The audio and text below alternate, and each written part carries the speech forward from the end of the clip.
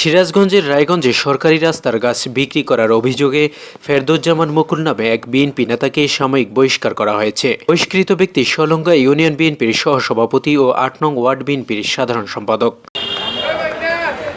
শনিবার সালঙ্গা থানা বিএনপির দপ্তর সম্পাদক ওবায়দুর রহমান সুমনের স্বাক্ষর করা এক বিজ্ঞপ্তিতে বিষয়টি নিশ্চিত করা হয়েছে। এতে বলা হয়, দলীয় শৃঙ্খলা পরিপন্থী কর্মকাণ্ডে জড়িত থাকায় সুনির্দিষ্ট অভিযোগের ভিত্তিতে তাকে সকল পদ থেকে সাময়িক বহিষ্কার করা হয়েছে। বহিষ্কৃত নেতার কোনো অপকর্মের দায় দায়িত্ব দল নেবে না। দলের সকল নেতাকর্মীদের তার সঙ্গে সাংগঠনিক সম্পর্ক না রাখতে অনুরোধ করা হয়েছে। এ বিষয়ে সালঙ্গা থানা বিএনপির সভাপতি মতিউর রহমান জানান, বহিষ্কৃত নেতার বিরুদ্ধে সরকারি রাস্তার গাছ কাটা ও বিক্রির অভিযোগ পাওয়া গেছে। এ অভিযোগের প্রেক্ষিতে তদন্ত কমিটি গঠন করা হয়েছে। তদন্ত কমিটির প্রতিবেদনের ভিত্তিতে ইউনিয়ন বিএনপির সহসভাপতি ও ৮ নং ওয়ার্ড বিএনপির সাধারণ সম্পাদক ফেরদৌজ্জামান মুকুলকে সাময়িক বহিষ্কার করা হয়েছে।